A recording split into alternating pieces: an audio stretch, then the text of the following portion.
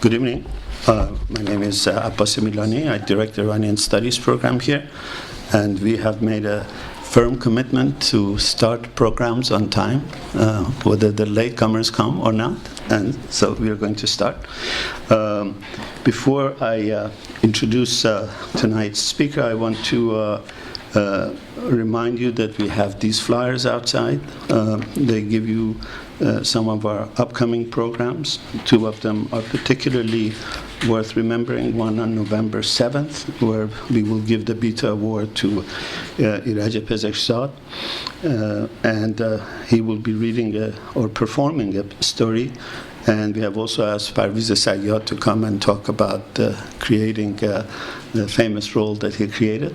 And then on December 13th, we have a panel discussion on Simin Behbahani, Farzaneh Milani, Omid Behbahani, Bahram Beyzai, Mary Ostobi, and Kaveh Safa, who will be talking about different aspects of Simin Behbahani's poetry and life.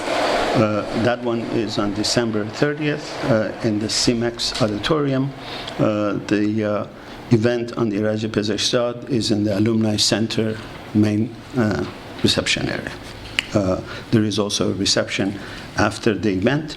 And then our next talk is Thursday, October 30th. We have Mohsen Kadivar, who is a well-known theologian, now teaching at Duke University. He'll be talking about his criticism of the concept of Velayat Faqih. He has written a book about it, and he'll be talking about it in some detail. So all of these events are in English, including tonight's event. It gives me great pleasure to introduce our speaker for tonight. He is of the new generation of Iranian scholars, or Iranian-born scholars, who are working about Iran and about the margins of Iran and about a very new field of global history.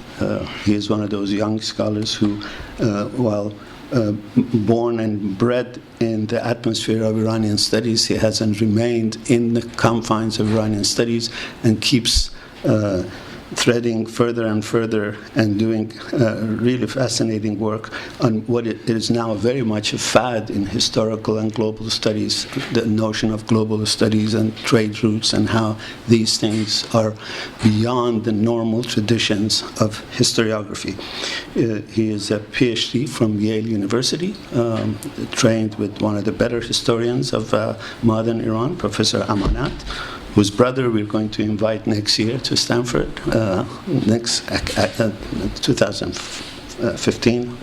Houshang will be talking about building the Shahyad Monument. He's arguably the architect of the most monumental monument in the last 60 years. Professor Khazeni is now assistant professor at Pomona College. I read from his student comments that he's a great teacher, but is very hard grader. So we welcome him and hope that he will give us a passing grade.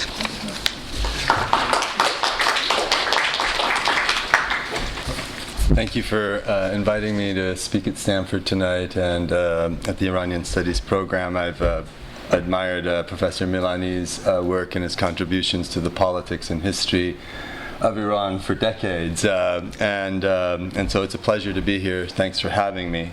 So my talk tonight is on a stone and the history of a stone that I guess we'd normally associate with the American Southwest and really strange jewelry.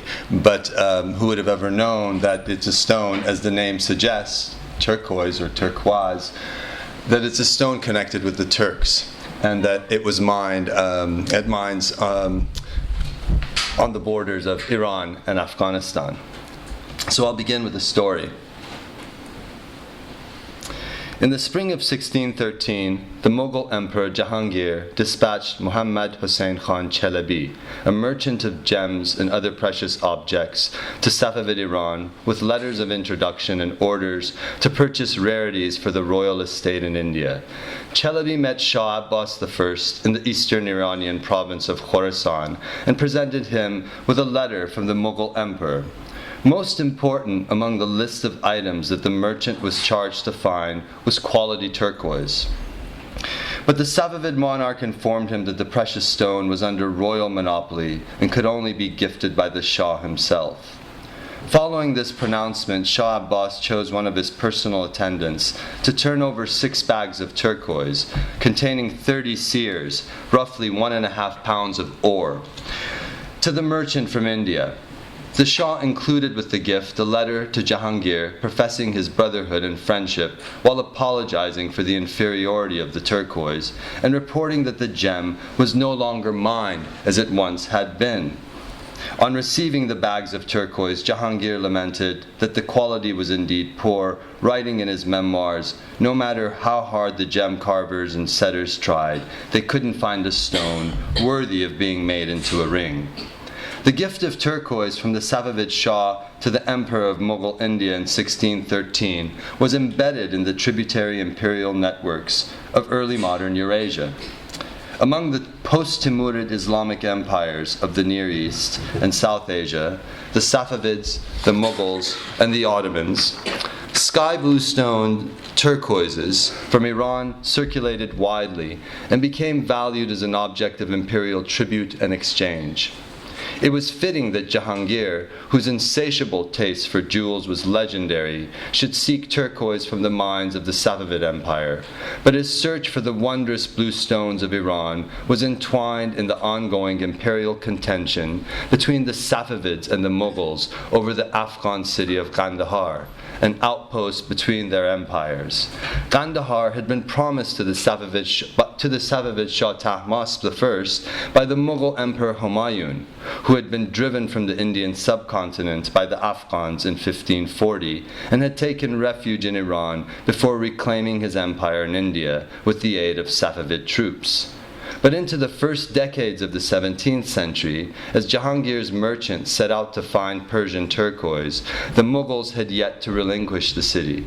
The poor quality of turquoise that Shah Abbas sent when he was merely a few miles from the city of Nishapur and the most esteemed mines of turquoise in the world acquires fuller meaning when viewed in the context of this struggle over the Afghan crossroads between the empires.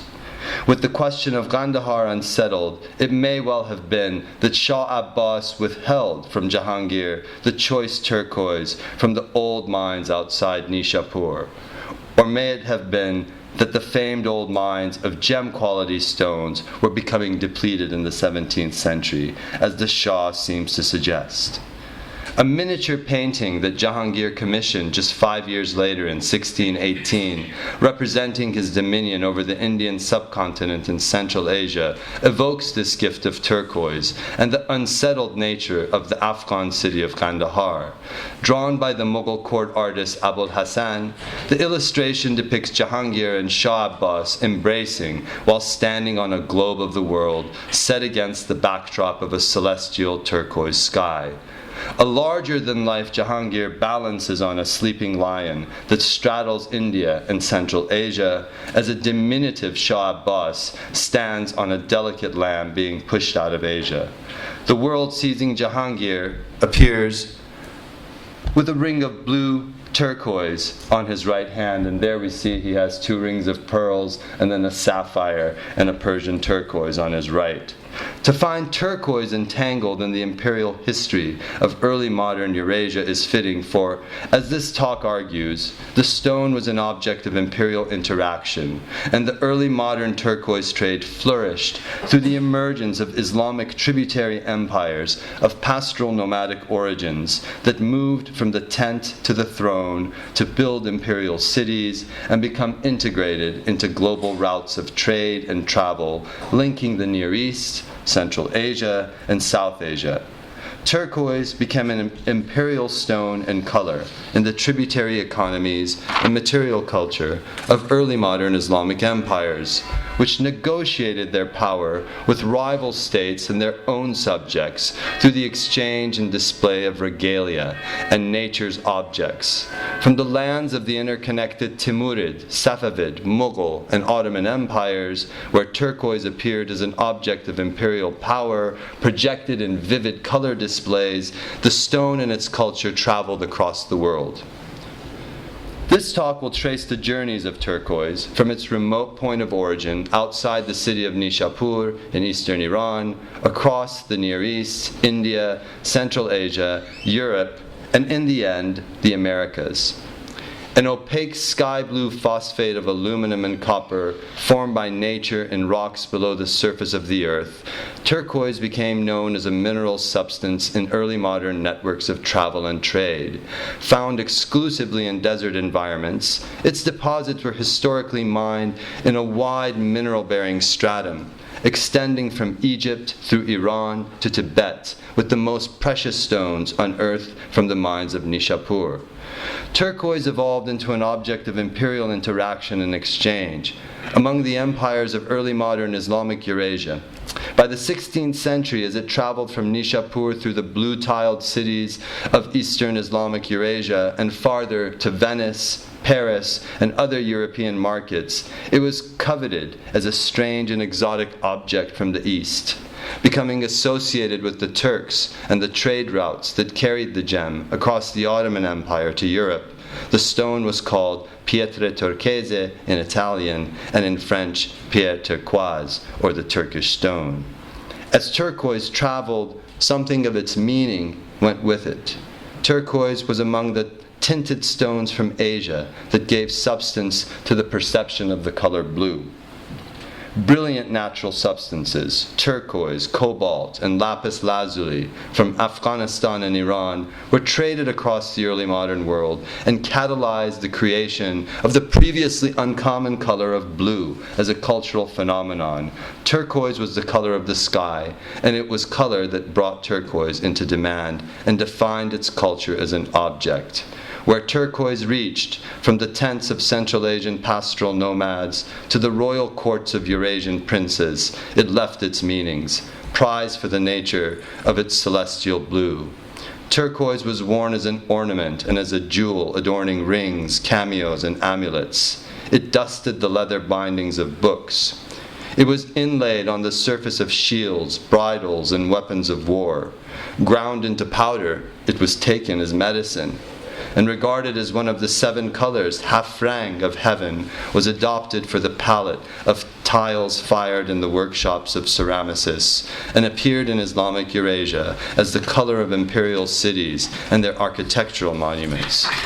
The Eurasian turquoise trade flourished through the early 18th century until the fall of the Safavid Empire in 1722 and the subsequent ruin of the old mines of Nishapur led to its ebb.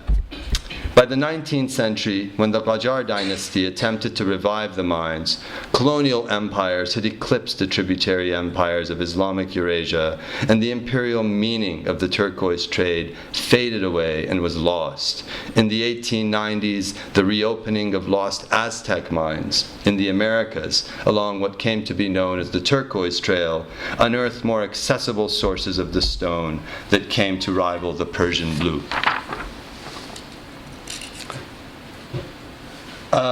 Now, just to say a few words about where turquoise comes from, and of course we're dealing with various levels of time here, and on the deepest level of all is the geological time. It's a mineral substance formed in seams of rocks below the surface of the earth.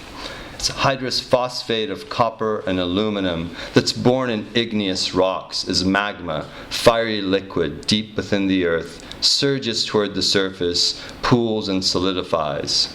In a geological process that lasts thousands of years, nature weathers, buries, and erodes these rocks, bringing their copper, aluminum, phosphorus, oxygen, hydrogen, and water together to create the chemistry of turquoise. A 19th century Persian natural history compares the formation of a turquoise to the ripening of fruit. It is said Turquoise is like a cherry. The more it ripens, the better. But all the cherry needs to ripen is the sun of one season, whereas for turquoise it takes 1,000 years. Yek hazar sal muddat lazim ast. To reach the state at which it can be cut from its rock matrix and traded as a precious stone and ornament, it must undergo deep geological changes and alterations within the layers of the earth. If it's mined too soon, its color fades and it turns to green. So these igneous rocks, rich in aluminum and copper minerals, give birth to turquoise. And over centuries, deep-seated weathering and exposure to the elements alter their form. As rainwater seeps from the surface through these rocks, it breaks down and converts their minerals into new chemical substances. And here you have an early 19th century depiction by James Sowerby's text, Exotic Mineralogy, of an actual specimen from Nishapur that he laid out here and classified rather kind of beautifully. He wrote an original book of mineralogy, and then he wrote Exotic Mineralogy, which is basically all the minerals and stones that were found outside of Britain, right? As these minerals solidify into rocks, they enclose the now crystallized turquoise, a naturally occurring mineral substance with a definite chemical composition, and contact with copper ores and the passing of time gave turquoise, an opaque stone, its defining physical property, a sky blue color. And while turquoise can have many shades, including a common pale green, the finest stones, those deemed as gems, and those that age for thousands of years in the oldest rocks, are sky blue. But the color is inconstant and unstable and can fade to green. It is in the nature of turquoise to change. And it's likely that this stone was first eroded and found in the foothills of mountains where it caught the eyes of passerbys, who then delved into the mines and created caves in order to mine for more of it. The chemistry of turquoise occurs in desert environments from Mesoamerica to Eurasia. For centuries, the hub of its trade was Asia, where turquoise was unearthed in a mineral-bearing stratum extending from the Sinai in Egypt through Iran to Tibet, with the city of Nishapur in eastern Iran being the historic heartland for the finest stones. In Mesoamerica, turquoise, called chalchihuitl, the best of it mined from New Mexico and the Cerrillos mines, became an object of tribute and sacred regalia in the Aztec Empire in the post-classical period.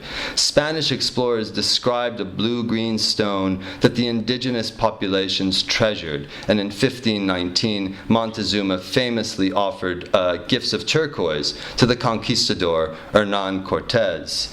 The stone was first unearthed, however, thousands of years earlier on the other side of the world in pre-dynastic Egyptian Sinai. The Manitou Bedouin clans of the Sinai likely first unearthed turquoise, known in ancient Egypt as mafqat.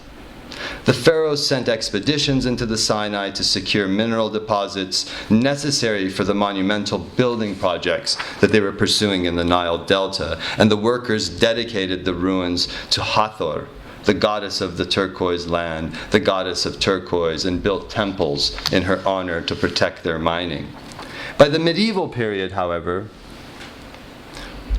the geography of turquoise and its trade had shifted to West, Central, and South Asia, to the so-called Persianate world, where turquoise was known as firuzeh. The stone garnered such high esteem there that it came to be the name of victorious dynasties, and of cities and mountains where it was not even to be found. The legendary lost city of Firuzku, or Turquoise Mountain, thought to have been near the blue-tiled minaret of Jam in the Hindu Kush of northwestern Afghanistan, was associated with the stone before the Mongols leveled it in the 13th century. Although there are no major turquoise deposits in its vicinity, northern Afghanistan being known more for the deposits of balas rubies and lapis lazuli from Badakhshan, the sultans of the Ghurid Empire, this was a medieval dynasty, founded and envisioned Firuzku as a city of turquoise. And of course we can take this even back to the Shahnameh, and the idea of the turquoise throne, which Rostam sits upon, and Feridun wants to give desperately to his sons. This is an ancient kind of trope of Persian kingship. The source and inspiration for this now lost city of Turquoise Mountain could be found in the blue stones mined to the west outside of Nishapur. Now, Nishapur is in a vast plain at the foot of the Binalud Mountains in the eastern Iranian province of Khorasan. For more than 1,000 years, these mountains have been the most important source of turquoise in the world. Along with Herat, Balkh, and Marv, the medieval city of Nishapur was among the most important urban centers in Western and Central Asia.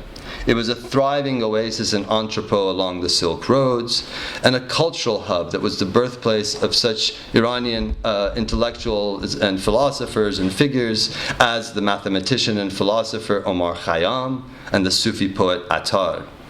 In the 12th and 13th centuries, repeated earthquakes exacerbated by the Mongols' sudden conquests of the city in 1221 reduced Nishapur to a modest provincial town from what it had been in its glory days of the Jadeh Abresham. Despite this decline from its former stature, just a few miles north of Nishapur were still to be found the most valuable turquoise mines on earth and the hub of the world turquoise trade. And I've tried to kind of label, not I, but my dear friend Gillian Schwartz, who drew these maps for me. Despite this decline, so it remained the center and the hub of the global turquoise trade. By the 13th century, turquoise was mined in 6 valleys, about 35 miles north of Nishapur, in the villages of Madan.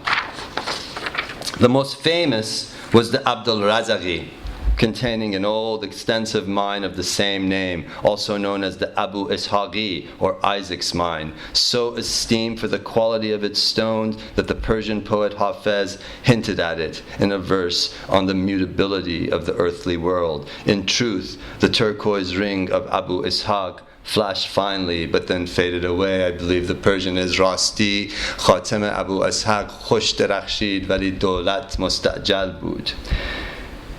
The stones were taken from the mines to the nearby cities of Nishapur and Mashhad, where craftsmen cut them, pasted them onto strips of wood, and polished them on a grinding wheel. And shined with pieces of leather, the stones were set in rings, inlaid on metal objects, and arranged as tessera, then brought to markets across Asia and the Near East. Local miners extracted the turquoise from time to time, but not in any extensive way. Then, in the age of the post-Mongol Eurasian world empires, in the early modern period of trade, circulation, everything about the culture of the turquoise trade changed. Under the Timurids, who reigned roughly from 1370 to 1510, and the Safavids, 1501 through 1722, dynasties. Through these dynasties, the turquoise mine of Nishapur reached their peak of production. And the stone became an object of imperial conquest like never before, and it became integrated also into the Eurasian caravan trade. It's most likely because of this imperial connection and the long-held belief that a rider carrying a piece of turquoise would never fall from his horse or see defeat, that they would always be victorious, that the Persian word for turquoise, firuzeh, shares a root with the word victory, piruzi. In the Nishapur mines, local villagers unearthed turquoise still in its rock matrix, while above the ground, middlemen purchased the stones from the miners and traded them to the gem merchants in the nearby shrine city of Mashhad. These merchants sorted, cut, polished the turquoise before it traveled along overland caravan routes across Central Asia, South Asia, and the Near East. From the 7 turquoise mines of Nishapur, sky blue stones were traded, gifted, looted, objects of exchange among the Timurids, Safavids, and Ottomans and Mughals. Turquoise, stone, and color became immersed in the tributary economies of early modern Islamic empires in Iran, India, and Central Asia. This is really something that's at its core in the Eastern Islamic world, because of course we can find the culture of turquoise everywhere, but in many ways the heart of it is this Eastern, what we could call, for the lack of a better word, the Eastern Islamic world, where the exchange of objects underlined the mediation of imperial power and sovereignty. Thus, the first Safavid monarch, Shah Ismail I, famously sent turquoise stones as gifts to Ismail Adil Shah of Goa in 1513, and to the Portuguese admiral Alphonse de Albuquerque the following year. In 1544, following his period of exile in the court of the Safavid Shah Tahmasp, the Mughal Emperor Humayun visited the turquoise mines of Nishapur on his way back to India, taking sky blue stones with him as he set out to reconquer his empire from the Suri Afghans. The stone also spread through wars and plunder, and here I'll show you some of the goods that were potentially looted after the Battle of Chaldiran in 1514 from Tabriz, and are now to be found in the Topkapi Saray Museum, such as this turquoise encrusted Quran, and one of my own personal favorites, this Safavid Kolakhod that was looted by the Ottomans, again, in the aftermath of the sacking of Ismail's treasury in Tabriz in 1514, where sort of the gunpowder-equipped armies of the Ottomans crushed the wine-soaked mounted archers of the Ghazalbash.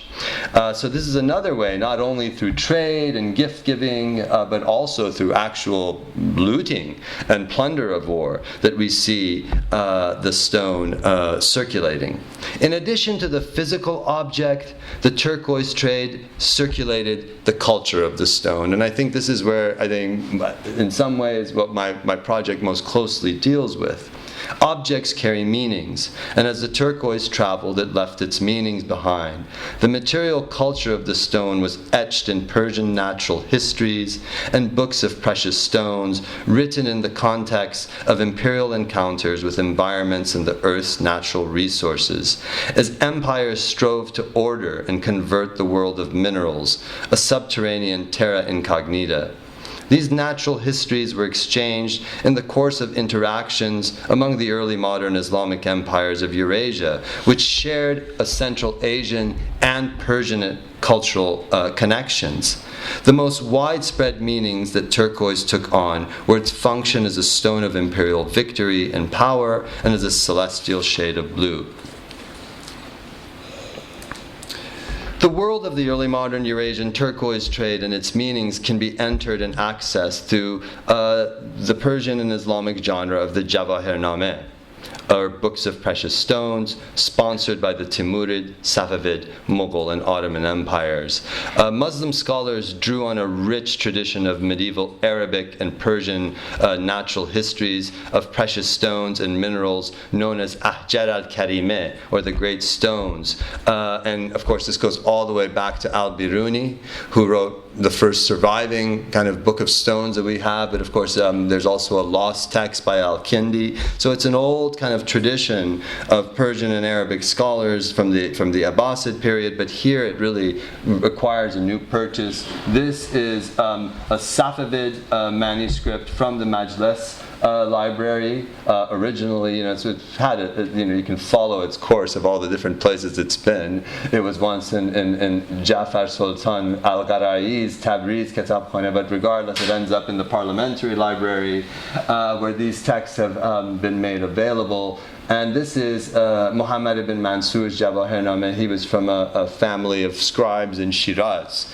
And this is, as far as we know, it was written in 1465 for the Agayunlu, the white sheep dynasties of Tabriz. And this becomes the most widely circulating book of gems among the early modern Islamic empires of the Ottomans, Mughals, and then the Safavids and later the Qajars. And this, you see that I suspect there's some lapis lazuli and gold in the very, very title, and then you get into other versions of the same text that are reproduced over time. And these are the descriptions of the turquoise that I'm laying here before you. As we go through these texts, this is actually versions of the text that turn up in the Edward G. Brown collection at Cambridge. This is actually an old Mongol Jawahirnameh known as Tansuknameh il-Khani, which belonged to the libraries of certain Qajar princes that the Minister of the Mines, Albert Hotham Schindler, actually borrowed and then later kept and then donated to the Edward G. Brown collection in Cambridge, and which is how I was able to luckily access them. Another amazing one of my own personal favorites, this is Rezale dar Marifat Jawahir, also basically Muhammad ibn Mansur's Jawahirnameh. This was written right after the Battle of Chaldiran, in honor of Sultan Salim. You see the annotation of Holzer's hand right there. And it basically, one of the most interesting ones about this is that it goes on to compare Sultan Salim to all the jewels that are known, like he's like a coral in the sea of discovery. At the end, you see he's a Firuz dar Khan Marifat ha, Firuz be jang dar hame ja, Sultan Jahan, Salim Sultan, and that's sort of the end of it. But that's sort of the verses that sort of commemorate at the beginning this book on the knowledge of jewels.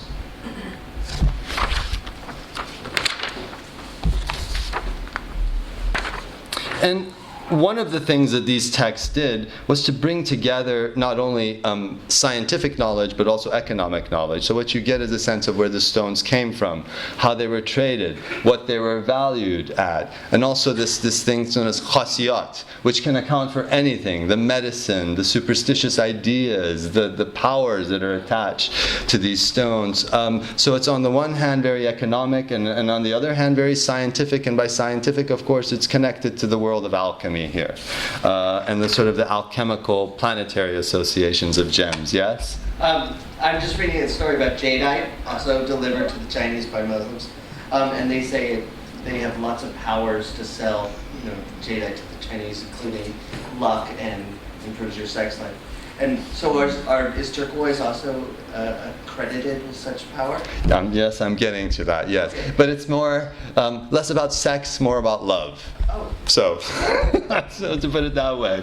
Like for instance, if a stone fades, right, and a lover gave that to you, that's a sign of maybe a fading love.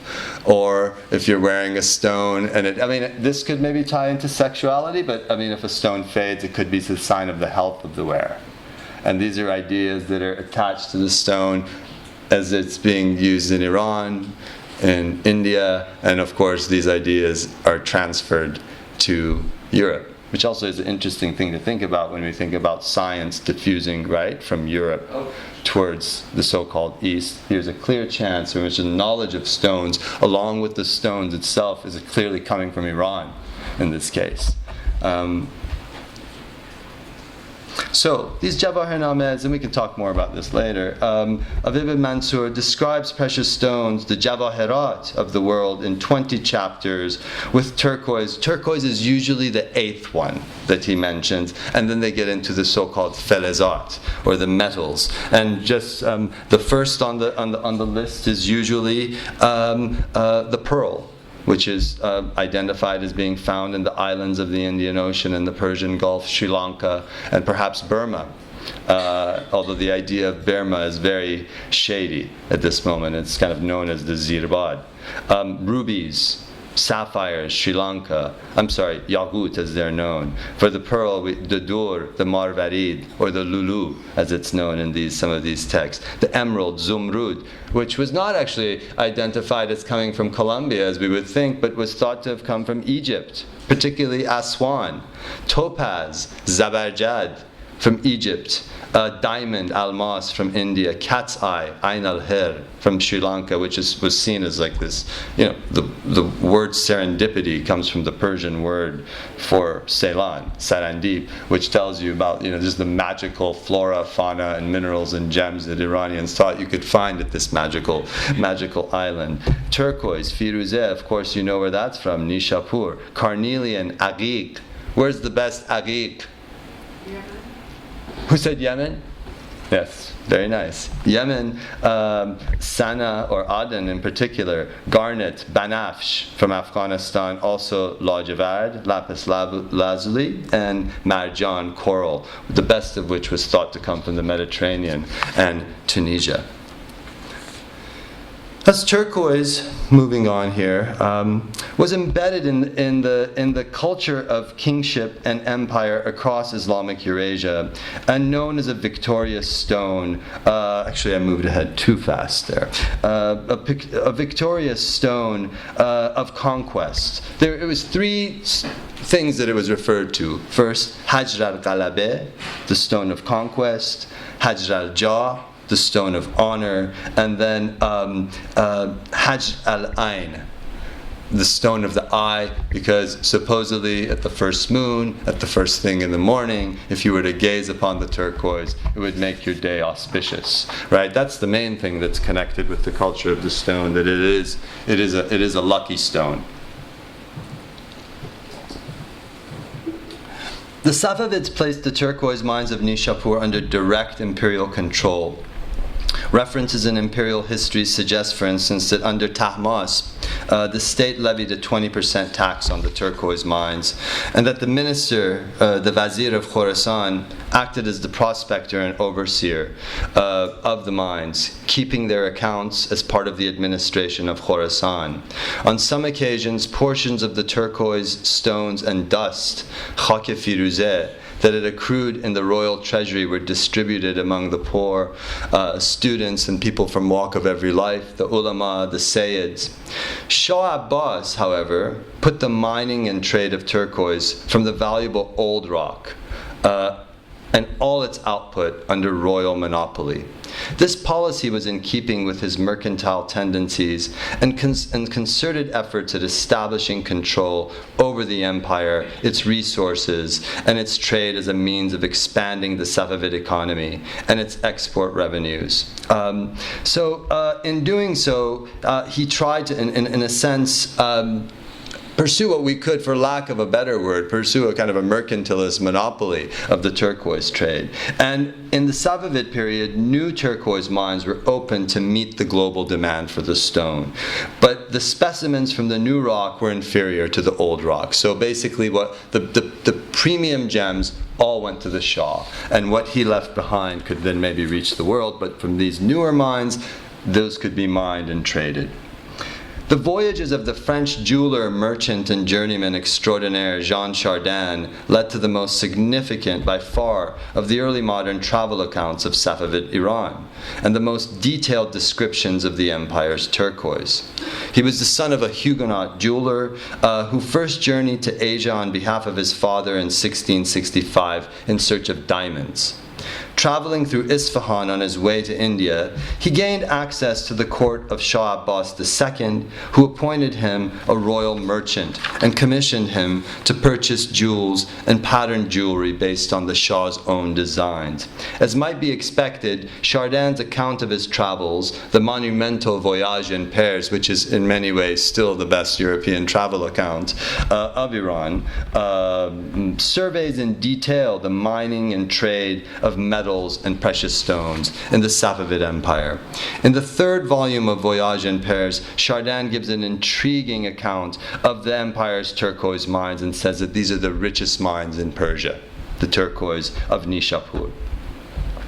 He describes heaps of turquoises amassed like a harvest in the Safavid treasury, One sees a chamber full of turquoise. The stones, rough and uncut, are piled high on the floor like heaps of grain, and the polished stones fill innumerable big sacks of leather, weighing 50 pounds each.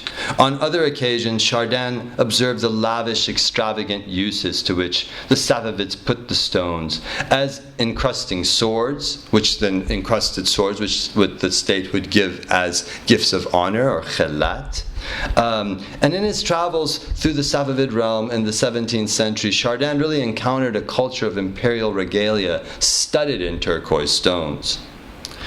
European printed texts from this era on mining and metallurgy also detailed the turquoise. One of the first of the texts that we have are by Sir John the Mandeville, actually, who wrote a book on, these are lapidary texts, and he described all these various stones to be encountered in Asia.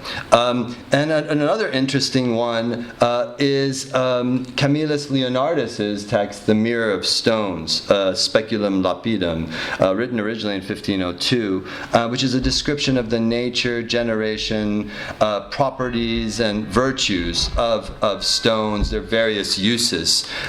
This was very much a scientific account of the turquoise. It talked about its color and its physical properties, and yet it also covers the magical properties of engraved gems and the planetary associations of ring stones, such as turquoise. Writing on the peculiar sympathies of precious stones toward the planet, Leonardus identifies turquoise as the gem of Saturn. A turquoise stone set on a ring of lead, Saturn's metal, was a zodiacal talisman that could affect one's spirits and even cure the symptoms of melancholy. So there you see, again, this kind of medicinal purpose. Perhaps most interestingly of all, though, when we trace the meanings of the stone, was that as the turquoise trade spread through Timurid Central Asia, Safavid Iran, and Mughal India, the stone became converted into an imperial sacred object, projected in vivid, radiant color displays in the blue-tiled cities of the Eastern Islamic world. Here we have a kind of artistic representation of the turquoise dome. This is the famous Turquoise of Islam Mosque, Firuzeh Islam, or Masjid Kabud in Tabriz, in a state of ruins here in the 19th century. But to kind of give you a richer sense of what I'm talking about, here's some images, more recent images of the mosque in Tabriz. Its color marked the metropolitan architecture of oasis cities along the trade routes of Islamic Eurasia, visible from Timurid Samarkand and Herat to Tabriz of the White and the Black Sheep dynasties, and from Safavid Isfahan, which I'll just get to next, which is sort of the peak of this architectural style, to the Friday Mosque of Shah Jahan in Tata, in the Mughal province of Sindh. Tile makers and ceramicists applied the shades of turquoise and azure to glazed tiles fired in kilns. Mixing roasted copper, lead, and tin, craftsmen produced the color firuzeh. From cobalt and roasted copper came the night blue azure known as lajavad. Set on the surfaces of mosques, madrasas, and mausoleums, glazed polychrome tessera, fired in the blues of Islam, connected imperial cities and urban spaces across the Timurid, Safavid, and Mughal imperiums. These imperial cities lay astride the historic overland trade routes that link together the steppes of the Oxus, India, and Iran. In guiding the flow of merchants, pilgrims, and travelers, this chain of trade routes in oasis cities facilitated the spread of goods and commodities through the caravanserais and bazaars of Eurasia. Such trade goods included the opaque blue precious stones of Khorasan, the turquoise of Nishapur, and the lapis lazuli of Badakhshan, as well as the pigmented earths and mineral ores, cobalt oxides, and copper ores that supplied the substance necessary for the blues of Islamic imperial architecture. The use of blue as the celestial shade and unifying color of imperial architecture in Central Asia, Iran, and India closely paralleled the expansion of the turquoise trade. A great number of these monuments were mosques and shrines, and thus as places of pilgrimage, ziyarat, contributed to the expansion of traffic and trade along the crossroads of Eurasian empires.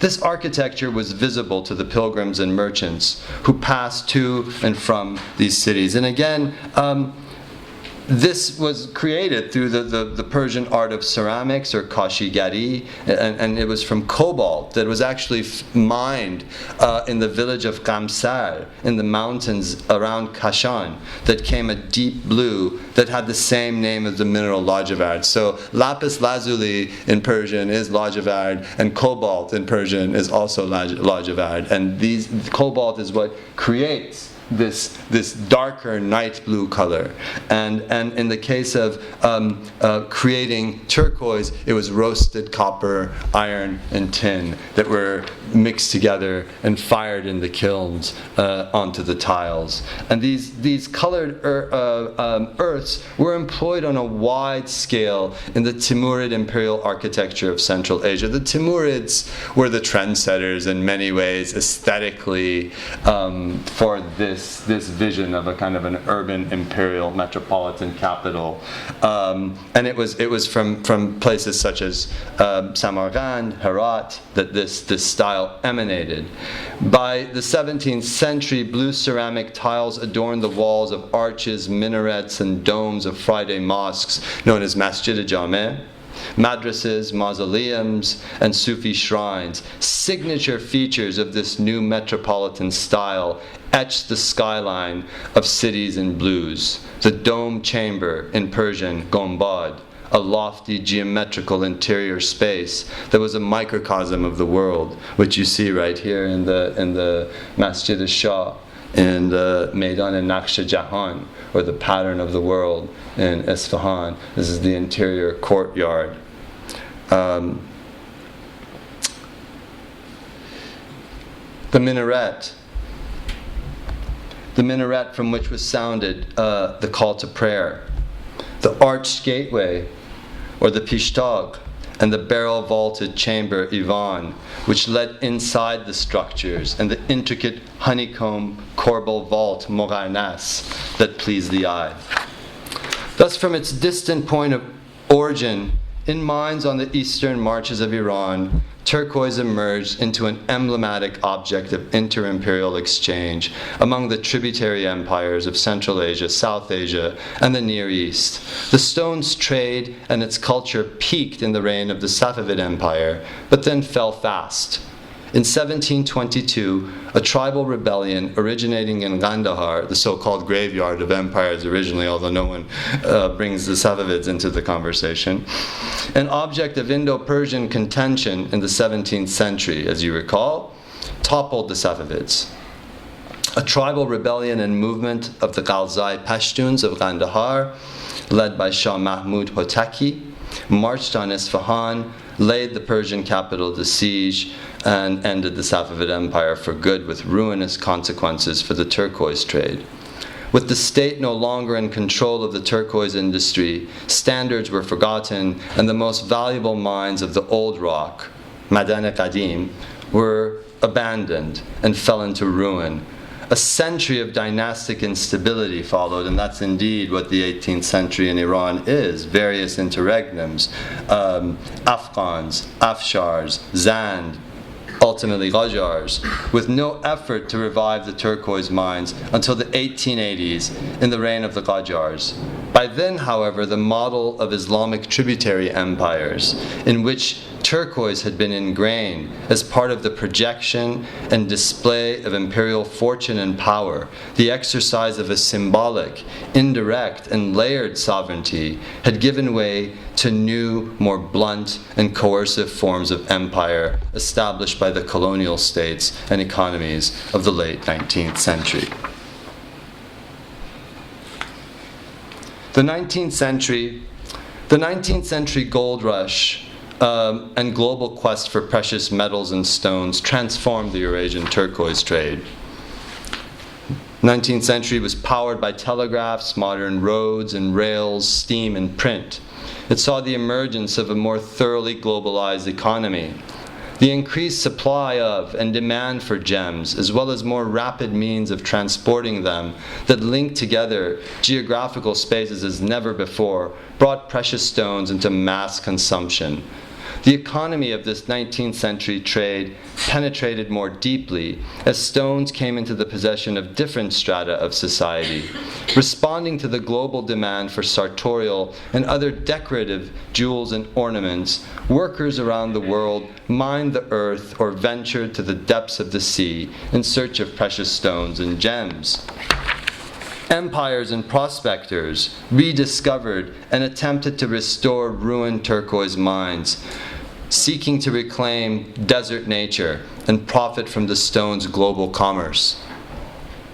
In the 1840s, following on the heels of late 18th and early 19th century European exploration of ancient Egypt's ruins, monuments, and environments, a Scottish cavalry officer, Charles MacDonald, set out to reopen the Sinai turquoise mines. He moved out to the land of turquoise with his family, built a house of stone, enlisted local Bedouin, whom he equipped with gunpowder for mining, and strove for years to revive the buried mines of the ancient Egyptians. Actually, the stones faded from blue. They weren't as blue as the Persian ones, and he died penniless in Cairo after basically selling his giant collection of archaeological what's the word? His collection of archaeological ruins that he'd gathered as an Egyptologist. News of the demand of the riches of the earth and discovery of vast mineral wealth worldwide also rekindled the interest of the Qajar dynasty in the turquoise mines of Nishapur. By the 19th century, tales and reports of the finding of gold in the New World, or the other side of the world, literally, Yengedonya, had reached the Qajar court circles. There had been circulation, these stories of the New World had been in circulation in the Middle East and South Asia since the 16th century, in such Muslim accounts of discovery and conquest as Tarikh Hind al-Gharbi, or the history of the West Indies. This was the Tarikh Hind al-Gharbi is a compilation of contemporary Spanish and Portuguese travel accounts translated into Turkish and rearranged. A widely circulating version appeared from the presses of Ibrahim Mutafarriqa in Istanbul in 1729, and a Persian translation was produced in Mughal India.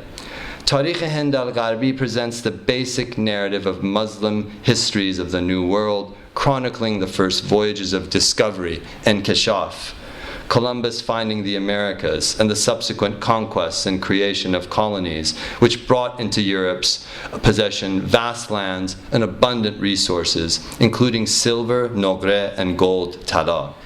And in 1871, the Qajar dynasty commissioned a history of the New World entitled Tarikh Inkishaf Yengedonya, based on earlier works, most notably this earlier history of the West Indies, and this was dedicated to Nasruddin Shah Qajar.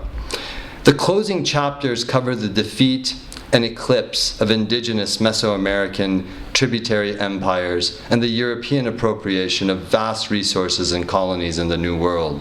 Several chapters are devoted to the conquistador Hernan Cortez's voyage to the Yucatan Peninsula and encounters with the Aztec Empire and the subsequent conquest of Mexico. A subsequent chapter covers the voyages of Francisco Pizarro and his conquest of the Incaic Empire. Tarikh Inkishaf Yengedonya ends with an account of the Spanish discovery of the Potosi silver mines in the Andes Mountains, which set off a gold rush of quote-unquote Farangis to the New World in the 1540s and 1550s. They mined such a quantity of silver, it was written, that for 300 years, large ships equipped with cannon hauled silver from the New World to Spain, and it was the silver of this mine that became the basis of the wealth of the world, Abadiya Jahan.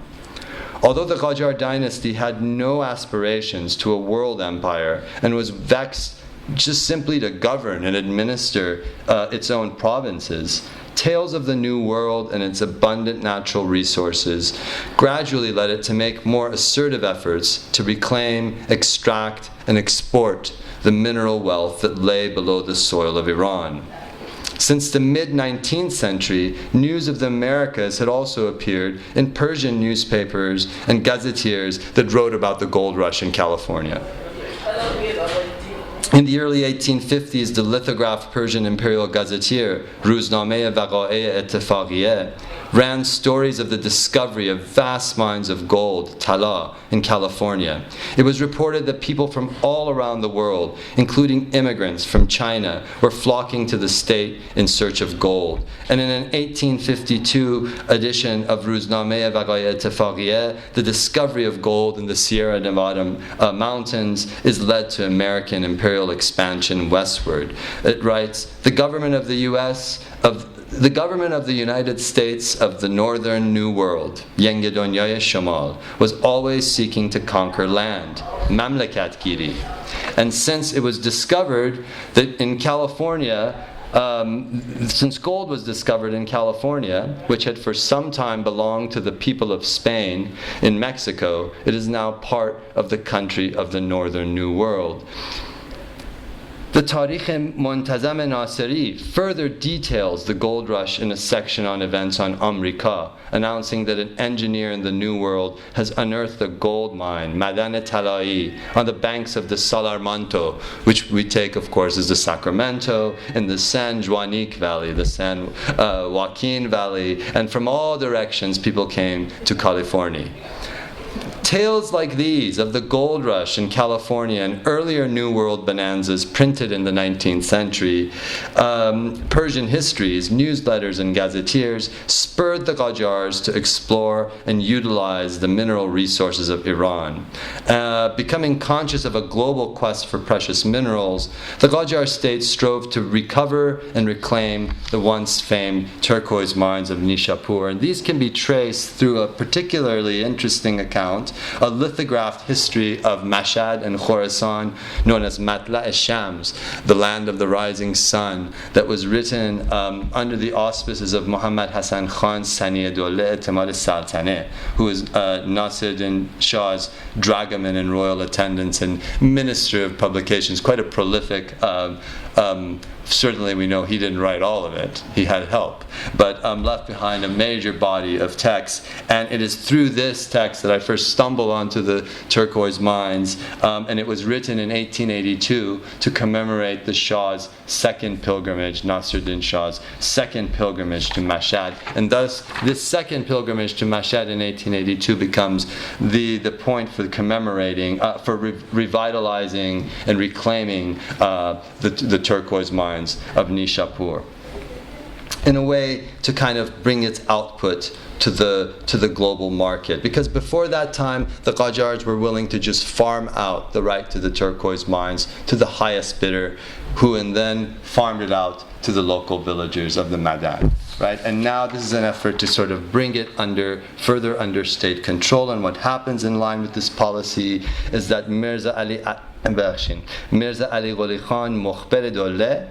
a Dar al-Fanun educated minister of the sciences and mines, acquired a 15-year lease of the mines, while Albert Hotem Schindler, who I mentioned earlier, having found his books of jewels, who was the Persian minister of telegraph since 1876 and a major Orientalist, probably the most talented of the Persianists, in a way that Brown even looked up to him, was appointed the director of operations and given the task of monopolizing the turquoise trade on behalf of the state. And what's interesting is that he worked with Etemad Saltaneh to essentially write a report of the mines that appeared in Persian in Matla' Shams. And interestingly enough, the sources for this account, as well as their own treading around the mines of of the Nishapur turquoise region was Jawahir Namez, and they were referring to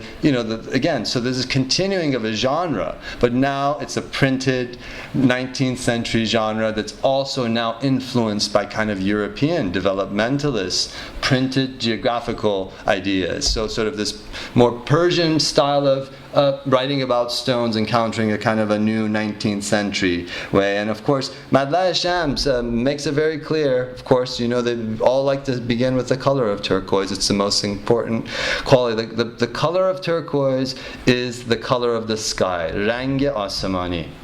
Not the sky that touches the horizon, where the earth and sky meet, but the very top of the sky, Samt al-Ras. The color was entwined with another more ineffable characteristic referred to in the language of the jewelers and the hakakan, the jewel cutters, as the stone's zot, a quality and a beauty that only experts could see and that words could not explain. Put simply, if a turquoise did not possess zot, it was seen as flawed. In the newer mines, on the other hand, turquoises of great beauty and size were found, but their color soon faded away. The general tone of Madla Shams, as it depicts the mines of turquoise, is that these mines are lying in a state of ruin and far from what they had been during the reign of the Safavids. A number of attempts were made to clear them, and this includes the Abdul Razaki mine, which finally collapses in the late 19th century. But there were very precarious conditions for work, and miners tended to avoid them. For instance, one of the mines, there were only 3 or 4 miners that dared to work in one of the oldest mines, which was known as Darreku.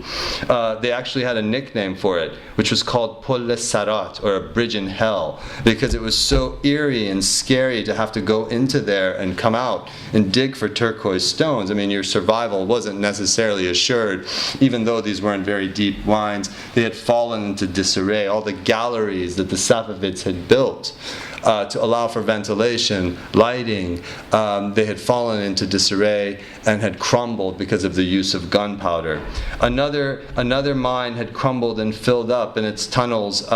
It came to be known as Ghar Bi Rahro, the cave without a path. Another one was known as Cherak Kush, or the killers of light, because of the lack of oxygen wouldn't even allow you to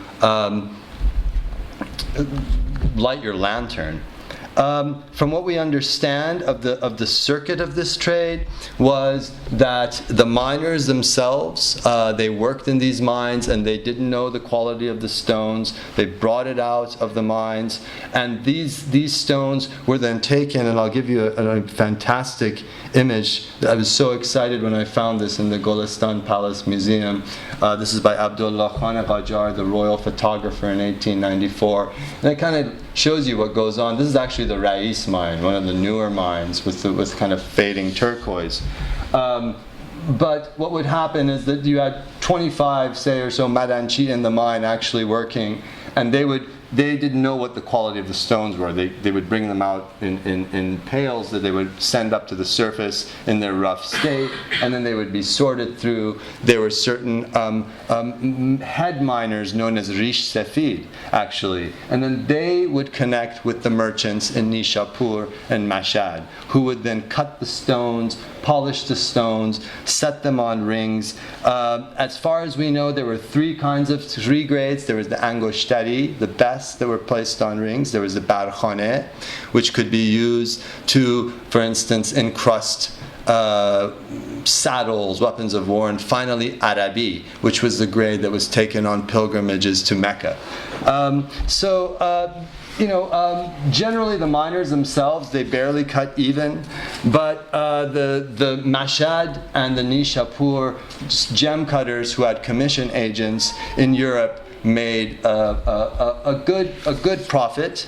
Although it should be noted that this was ultimately it wasn't an industry that brought major wealth to the state, and it is for this reason that the state ultimately abandoned this project to reclaim these mines. why is this so? I mean, part of the reason, and I'll get to these in my conclusion, which is that the whole economic and imperial world in which kind of the turquoise trade became what it was had changed. The rediscovery of the turquoise mines of the American Southwest, the last chapter in the 19th century quest to reopen the lost mines of the stone, marked the ebb of the Eurasian turquoise trade. The most valuable mines of old rock near Nishapur had fallen into ruin by the 1880s, and the Qajar scheme to re-establish an imperial monopoly on turquoise following the Safavid model proved largely ineffective in restoring the mines of the old rock. The old Abdul Razaki mine, with the most brilliant turquoise known in the world, lay ruined and abandoned, as newly opened Persian mines supplied the market with stones of the fast-fading new rock, and the flawless sky-blue stones of Nishapur were rarely to be found. The recently uncovered turquoise mines in the American Southwest were opened up also here commercially for the first time, offering an alternative source of unfading blue stones that transformed the patterns and meanings of the global turquoise trade. The discovery of turquoise deposits in the New World meant that the mineral compound was not so scarce as to be found only in Iran. This substance was in rocks and strata of very similar composition on the other side of the world. Turquoise became more common, no longer a rare and peregrine stone exported from the distant east. Along the way, its material culture as a sacred object of sovereignty and imperial exchange, and as the color of the urban architecture of Eurasian empires moving between the steppe and the stone, the steppe and the stone faded away. I think this is a rather telling picture of the blue ruins of the Turquoise of Islam Mosque 400 years after its construction. This is by Luigi Montabone, also from the Golestan Palace. Of course, this mosque is now known as Masjid-e-Kabud, or the black and blue, or the bruise mosque. And in some ways it refers to the darker blue, but also, I mean, it's clear that this is sort of the debris of a world that is no longer. So, by way of just conclusions, I'd like to offer three short ones. The first is that what can we learn about the story of turquoise through the story of turquoise?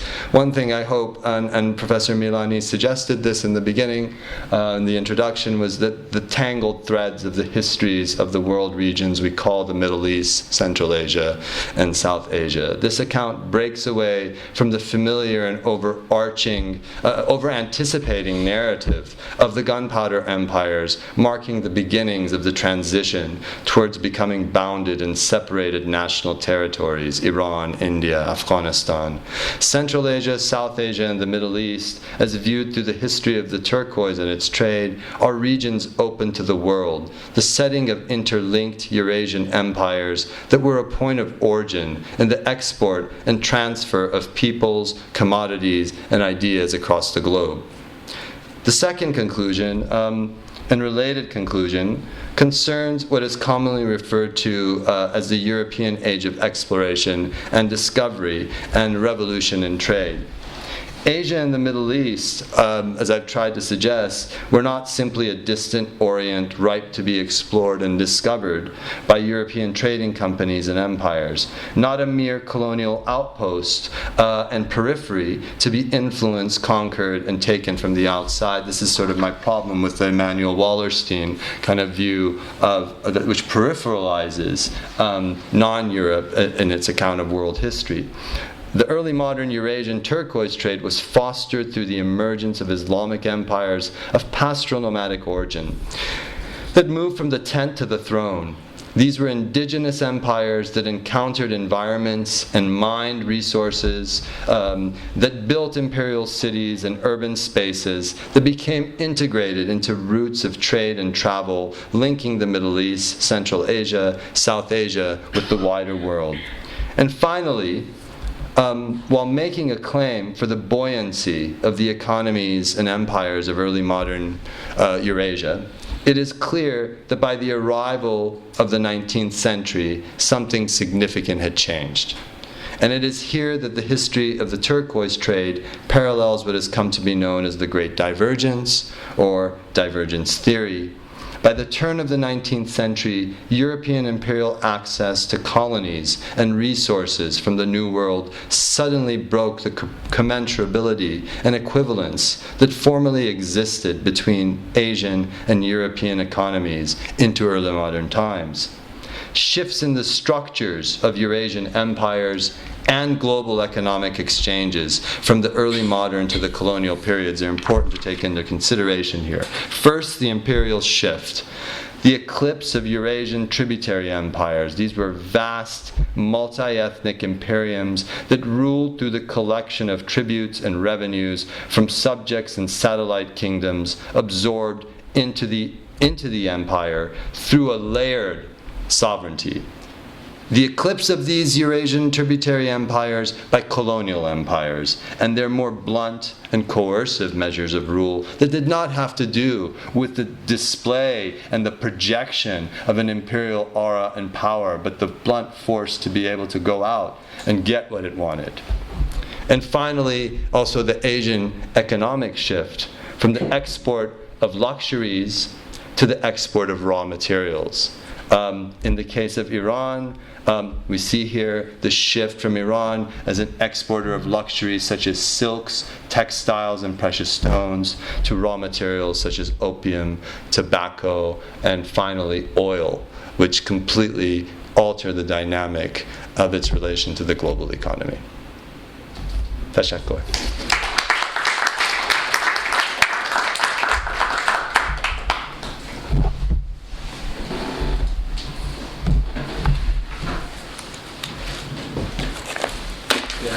Time for a question or two? Sure, I'm sorry if that went a bit long.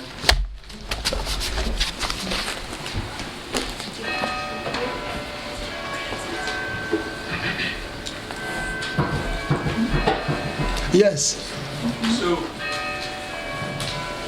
besides this precious stone, what other resources or natural resources where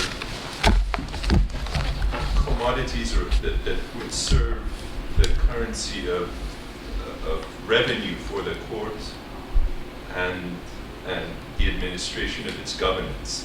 Sure. Because you focused on this one precious stone. Mm-hmm. I'm curious to know what other raw materials or resources in parallel were also in consideration, and to what extent were they subject to the same fate Absolutely. as this? Well, the main ways in which I think this tributary economies functioned was not through just these sort of luxuries and these symbolic gifts, also through agricultural goods, right, where they were produced. Or, you know, when you go to the Bakhtiari, they were actually divided according to the number of sheep that they had to give to the Safavid state. So you have agrarian and pastoral goods, which are at the center, right, as you can imagine, that actually feed and are the backbone of the empire. Now, but to get to these stones and metals and these kinds of commodities, and water is actually another thing that we should think about. Of course, there's the major project in which Shah Abbas actually tries to divert the Karun River to flow into Zayandarud so that Isfahan has more water. So there's these sorts of projects being pursued as well. It's unsuccessful, by the way. But as far as metals, for instance, like Iran has copper, silver, iron, but these were mined very ambivalently. Largely, I think, because, first of all, the flow of silver is coming in, right, beginning in the 16th century from the West. And so they're getting silver from there. They're sometimes getting it from Japan. So they have no interest in really, they're very ambivalent miners of metals of this sort. Right? So the metals, and they have no interest in that. Now, but that's a certain kind of Booleanist way to look at, you know, how they value their metals, right? Because, you know, the fact that they don't, or their mineralia of their empire.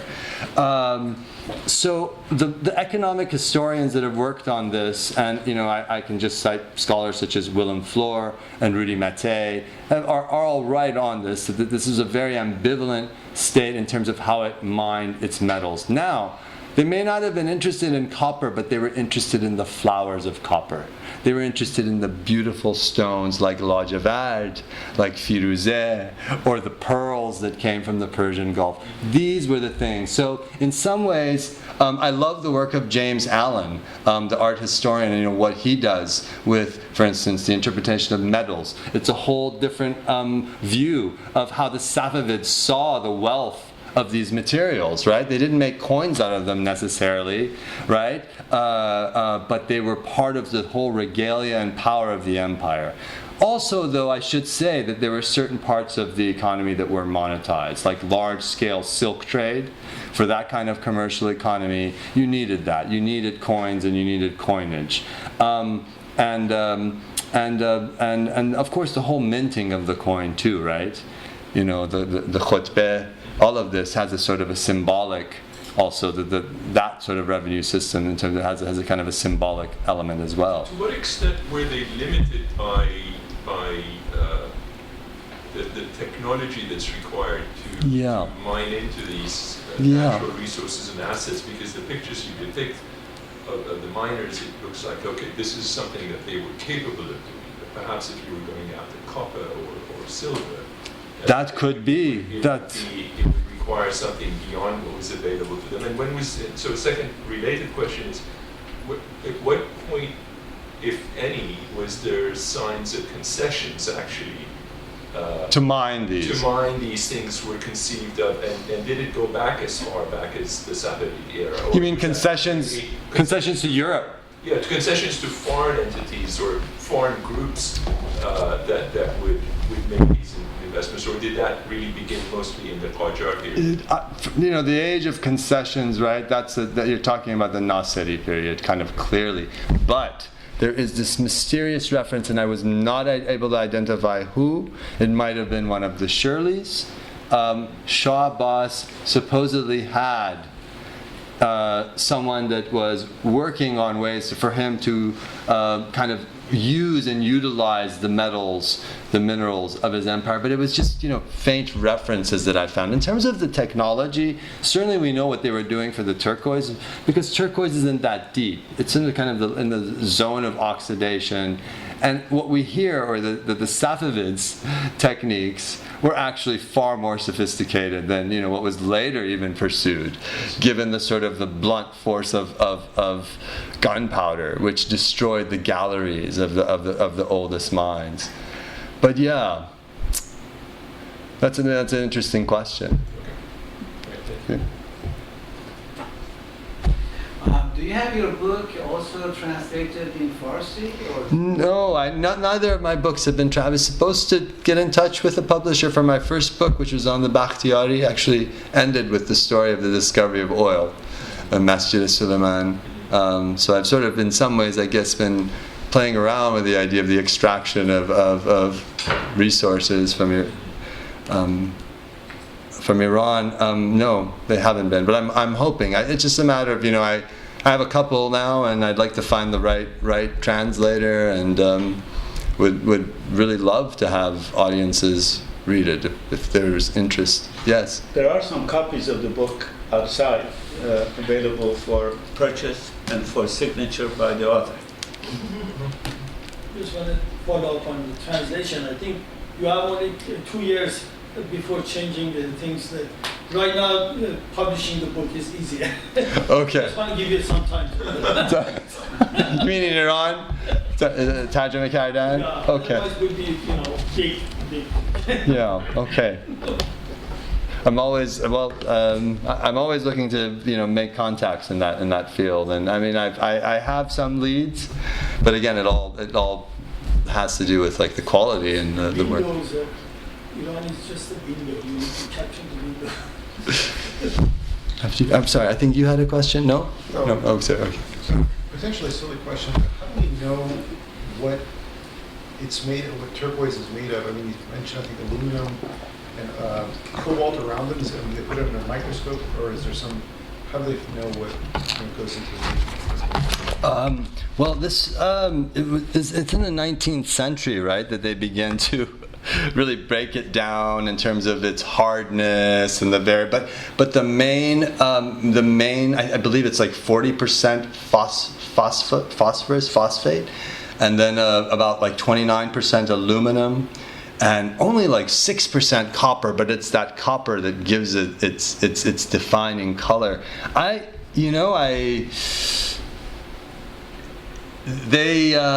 you read the Jawahirname literature, that sort of knowledge isn't in there. What they talk about are the four elements of earth, fire, water, and air, and how all of these elements sort of emanate from there. Now, once you get into the 19th century, maybe even the late 18th, but particularly the 19th, you have that early modern kind of mineralogical metallurgy texts, which are coming out of the early modern Europe, right, that I showed you a glimpse of. And they're kind of caught in these two worlds. They're, on the one hand, interested in Newtonian ideas about how everything's been so clearly defined, and on the other hand, they're caught in the romance and sort of the mysticism of these Persian texts, which are scientific, but they're rooted in this idea of the ajaib, the ajib, the strange and the wonderful things in the world. But it's only in the 19th century that you start reading about what happens if they burn a turquoise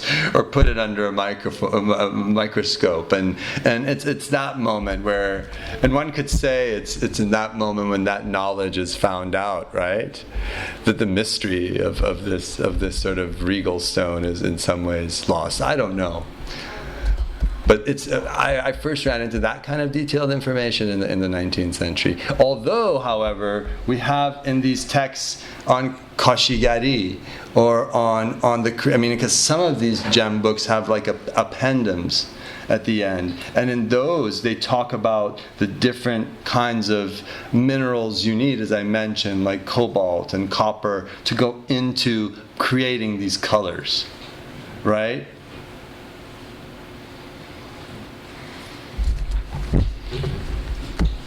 Yes. So, did the stone, was the tactile properties of the stone celebrated? And were these properties, either the color or the tactile, or were they, was it lionized in song or poetry? Beyond what you mentioned with the addendums to the mineralogy? Yeah, I mean, there's a lot about, if you read Jami, for instance, there's a lot about like the turquoise dome, and not a poetry specialist in that regard. But in terms of the tangible, you mean in terms of touching it? Or her eyes were such the color of turquoise. Oh, yes. I mean, yeah. Blue eyes, I guess. Yeah, and then of course the whole idea of the evil eye, right? And how like the turquoise becomes, part of this thing that wards off sort of the evil eyes. You often notice like this is sort of the talisman, yeah. So it has a very discrete talismanic quality, right? I mean, is that what you mean by tactile? Yes, absolutely, yeah. Like how it's touchable? What's that? Or the folklore, if you want, or the... Yeah, I mean the folklore. I mean that scorpion bites. It would hear glaucoma, and we have references to blind animals having turquoise dust thrown into their eyes, which is obviously not going to work. But there are these that's as I said, it's often tied to notions of curing melancholy. It even turns up in The Merchant of Venice, if you know that passage. Yeah. That's funny. But yeah, thank you. One other question? My question was, according to Islamic or Persian belief, what's the spiritual value of turquoise? I guess it's similar to this question, because although gold and almas, diamond, or totally, they're not haram, but they're makruh for men, Muslim men. But all the ulamas, they all wear the turquoise. Even Khatami always was wearing. Absolutely, and they have the aqiq on the other one, right? Yes. It has to do, what I would suggest, with this idea of good fortune and luck and a kind of the power of piruzi, believe it or not, right? I mean, even a Sharia-minded jurist, that's the interesting thing, could adhere to some of these sorts of ideas about the astral powers of gems. not to mention the tasbih beads, which are often also, right, They're made of certain kind of stone. made of different, stones, Could you repeat what kind of turquoise you take on a Hajj? If you go on the Hajj, or if you go to Mecca, you take a certain kind. Oh, those are just different grades. Ah. So like for instance, the premium grades, and this is also how you buy it, right? I mean, when you go to the mines, if you want to get you can get a stone that you identify as a really beautiful stone that you can make a ring stone out of, angostar, which is called angoshtari. And you usually buy these by the piece. And then there are other more where you're kind of taking a chance. You may buy a bag of turquoise, you can buy it in bulk, who knows what you're going to find in there, and so then you get different grades, and one of them is the barkhane, as I suggested, which were used to kind of encrust saddles, bridles, weapons of war, and then finally a version in a kind of typical Iranian fashion that kind of puts, the Arabi as being the final grade it mentions, but that just means that this is something you take to Mecca. Right, and the whole notion of this stone and its connection to pilgrimage. I mean, you mentioned Islam, right? I mean, there's the whole because one thing that's interesting is when Gohar Shad builds, the Imam Reza complex, right, and commissions that's right when the turquoise trade is thriving.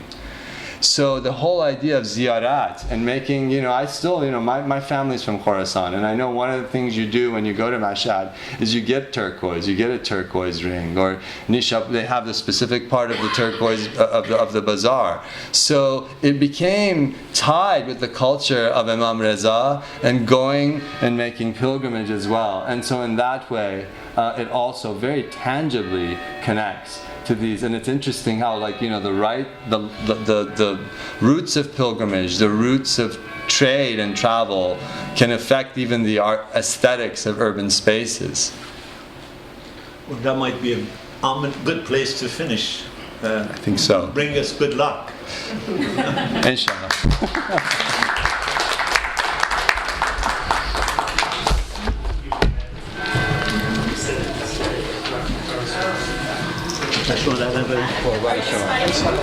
Yes, I'll sign them. Should I come out? I'll come out there and sign them. Let me just put these things around.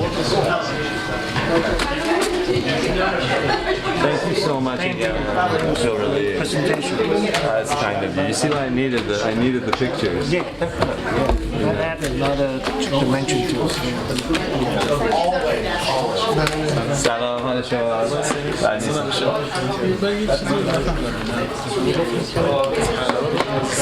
همه 18 به این تضمینات